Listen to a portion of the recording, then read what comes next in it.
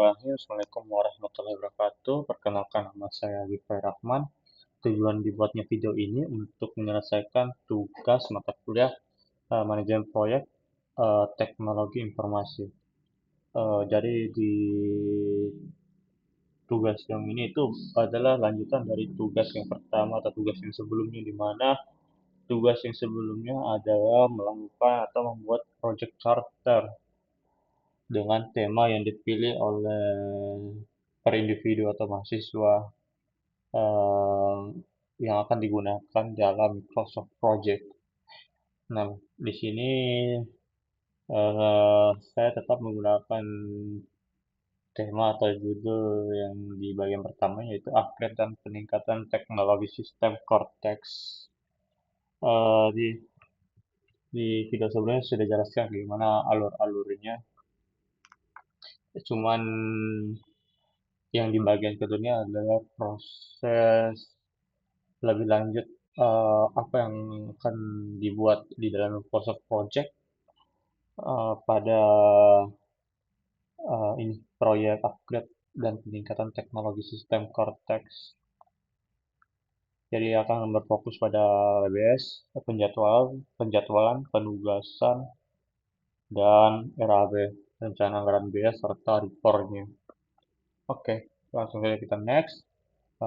Ini ya, sebelum itu ini PPT yang saya gunakan di bagian pertama, jadi hanya ada sedikit perubahan.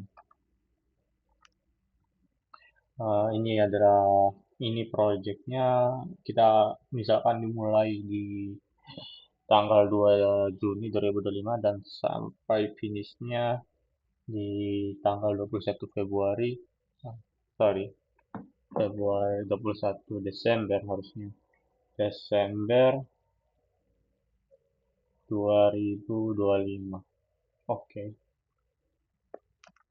Nah, ini tujuan proyeknya yaitu melakukan upgrade dan peningkatan teknologi secara komprehensif pada sistem Cortex agar performanya meningkat, skala-stabilitasnya dan konsisten, dan memperkenalkan fitur baru sesuai standar teknologi yang terkini.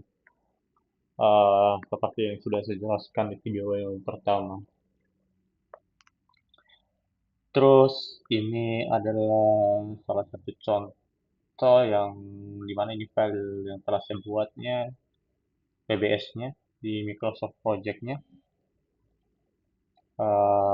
Kita langsung aja penjelasan lebih lanjutnya di file MPP-nya atau file Microsoft Project-nya. Jadi ini dia file MPP-nya atau WBS-nya, project charter yang telah dikembangkan lebih dalam lagi untuk uh, sistem Cortex yang telah dirancang atau dibangun.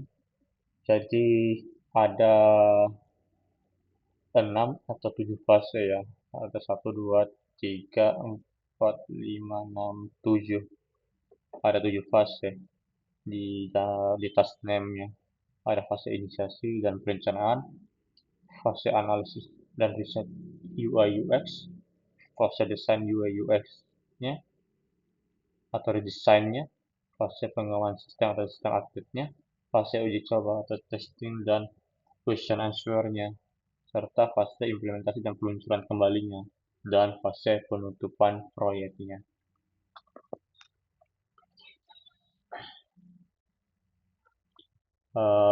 Ini bagian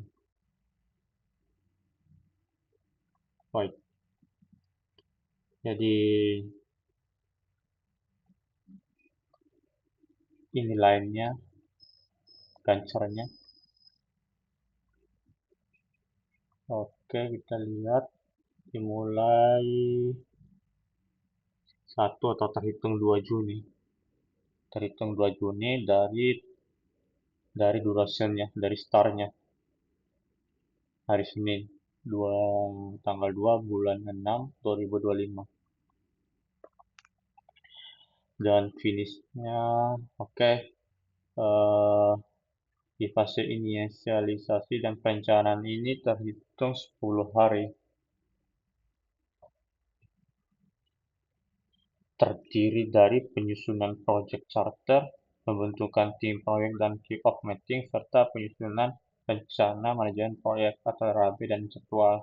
Jadi, kena bisa terhitung 10 hari di fase inisiasi, karena di penyusunan proyek chapternya ada 3, terus pembentukan timnya 2, dan penyusunan rencananya 5. Jadi 10 total hari yang digunakan di fase inisiasi dan perencanaannya.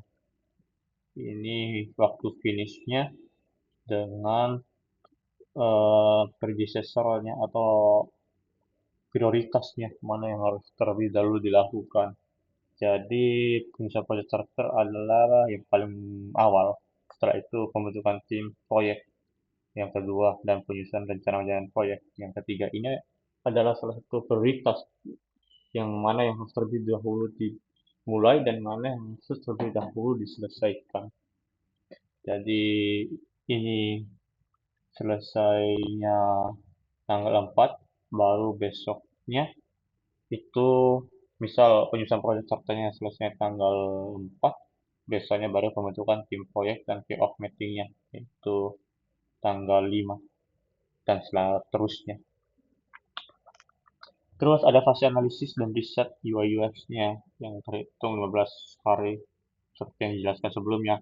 Analisis sistem konteks lamanya harus dilakukan analisis lebih lanjut lagi, dilakukan selama 7 hari dengan predecesornya 4, dan riset pengguna wajib pajak dan petugas pajak yang dilakukan selama 10 hari. Di sini hal menariknya selesai sama-sama 4. Jadi keduanya adalah hal yang dilakukan secara bersamaan atau keduanya harus selesai. Keduanya adalah prioritas yang kalau dilihat setara keduanya kedudukannya. Makanya kalau dilihat keduanya dimulai sama-sama tanggal 18. Baru setelah itu ya cuma beda waktu selesainya atau finishnya. Yang terlebih dahulu selesai adalah analisis sistem namanya. Baru di tanggal 3 3 bulan 7 telah selesai riset pengguna atau di pajak dan tugas pajaknya, baru dimulai yang definisi kebutuhan sistem spesifikasi teknisnya. Dan di definisi kebutuhan sistem dan spesifikasi teknisnya ini eh, mendapatkan predecessor 6 dan 7. Jadi keduanya adalah hal yang berbeda, tapi dimulai tanggal yang bersamaan. Tapi yang lebih tapi memiliki prioritas dan kedudukan yang berbeda. Tapi dimulai pada tanggal yang sama. Maka bisa dibilang misalkan mana yang paling diprioritaskan dari kedua ini ya tentu yang 6, yang punya predecessor 6, yaitu definisi kebutuhan sistem. Oke. Oh ya, sebelum itu, oke langsung saya jelaskan dulu sebelum itu di project informationnya. Oke, ini ada waktunya, waktu start date-nya sama waktu selesainya, ya 21 bulan 12. Change working-nya hari libur yang saya pakai ya cuma ada 4. Ada Idul Adha, cuti bersama Idul Adha, Tahun Baru Islam, dan Maulid Nabi.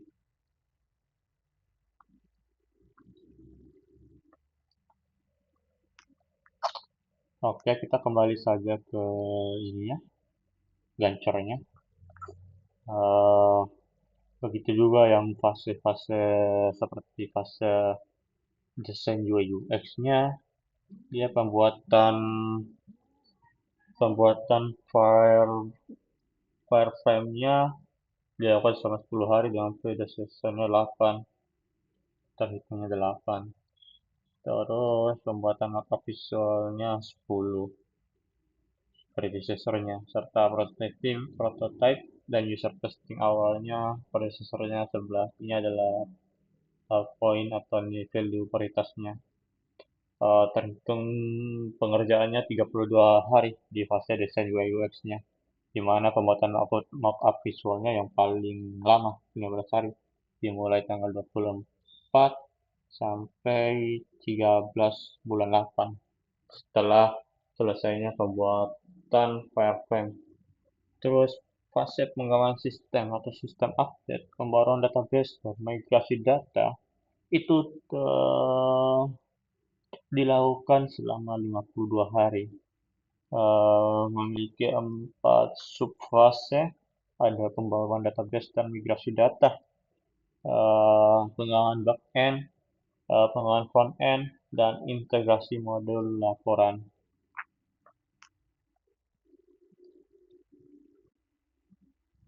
Oke. Oke, kedua-dua ada yang tiga-tiganya memiliki predecessor yang sama, memiliki kesetaraan dalam prioritasnya. Ya, walaupun walaupun di sini ada yang ini waktunya sama-sama memiliki waktu yang sama-sama pengerjaannya. Jadi pengembangan backend sama pengembangan frontend-nya dikerjakan bersama-sama. Oke, berarti keduanya ini harus memang saling berkomunikasi dengan waktu yang sama. Ya memang begitulah seorang eh, backend dan frontend, mereka harus saling bersama-sama dalam mengembangkan lebih lanjut pengembangan sistemnya, dan akan lebih chemistry lagi jika memiliki waktu yang sama. Ketika backend selesai, ya frontend juga harus selesai. Ya mungkin begitulah. Oke, integrasi modul laporan dan pembayaran ya lakukan selama 12 hari. Baru masuk ke fase uji coba, testing dan question answer. Eh, Waktu pengerjaan fase ini 19 hari, di mana waktu yang paling lama dilakukan oleh unit testing dan bug fixing. Tentu dilakukan oleh pentester di sini. Di sini ada ininya, resource name-nya atau job-job yang melakukan pengerjaan-pengerjaan pada sub-sub fase tersebut. Oke, ini prosesornya 17, dan user acceptance test atau UAT-nya memiliki dua predecessor, yaitu 19 dan 20, dengan rentang waktu 5 hari pengerjaan. Dan ini fase implementasi dan peluncuran dilakukan selama 6 hari dengan predecessor yang sama pada dua subfase yang berbeda, yaitu pelatihan pengguna atau internal DJP dan persiapan server production, dengan mana pelatihan pengguna memiliki waktu yang lebih lama ketimbang persiapan server production, dengan rentang waktunya eh, selisih waktunya ya 2 hari, di mana persiapan server productionnya selesai lebih dulu. Yep, selesai lebih dulu.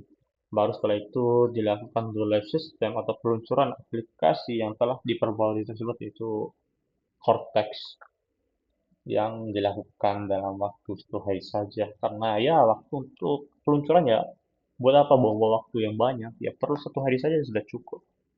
Ya nggak dapat 1 hari lah, palingan ya 5 jam 7 jam selesai, dengan predecessor 23 dan 24. Terus penutupan proyeknya ini adalah akhir atau finalisasi dari menjalankan proyek tersebut. Ya, dokumentasi akhir dan laporan evaluasi proyek, di mana semua total waktu yang dipakai ya 8 hari, dokumentasi akhir dan serah terima 5 hari, dan laporan evaluasinya proyeknya ya 3 hari. Ya, resource name-nya dilakukan oleh project manager. Oke, mungkin itu adalah penjelasan yang saya berikan pada BBS-nya. Kita coba lihat ya apa saja yang telah saya lakukan itu.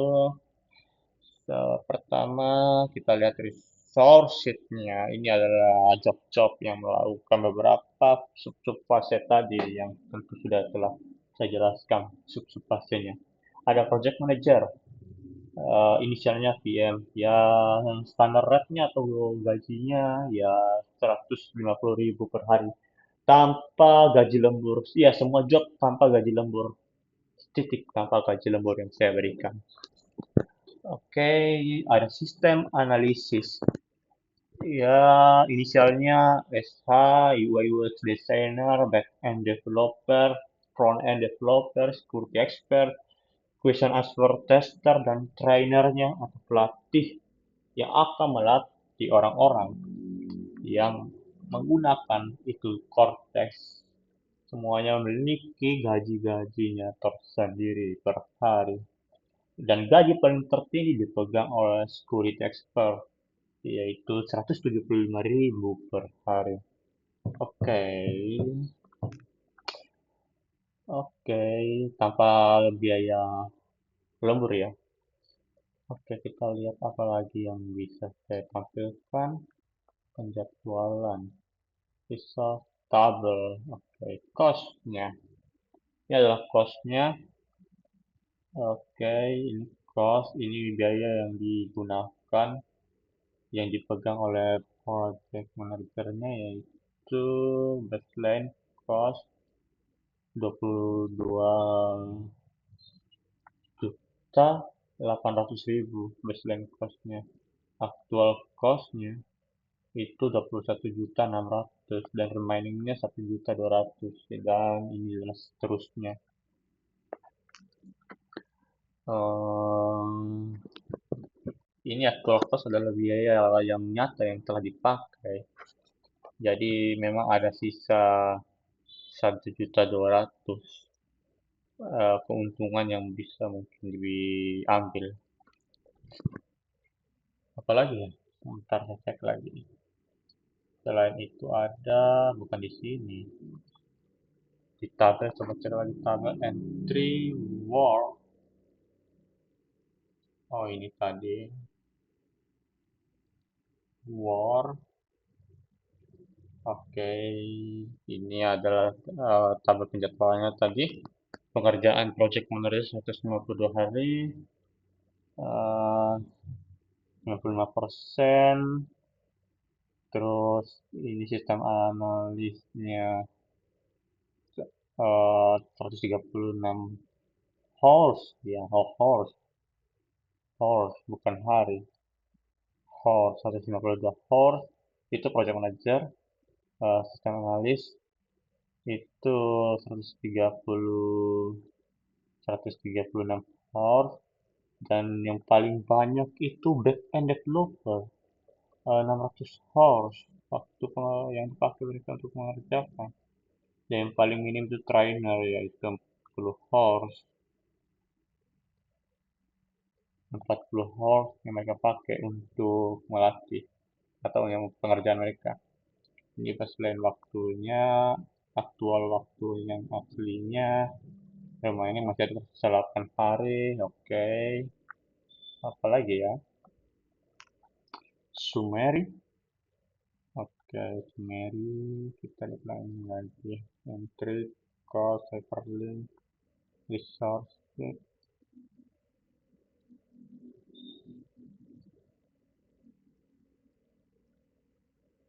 tabel, cost, entry, oh ini maksimum atau jumlah pekerjaannya. Backend developer satu-satu yang memiliki dua pekerja, sisanya hanya satu orang. Salah satunya project manager, sistem analis, dan satu-satunya yang punya dua pekerja yang melakukan bagian satu job pada satu fase, yaitu backend developer saja. Oke,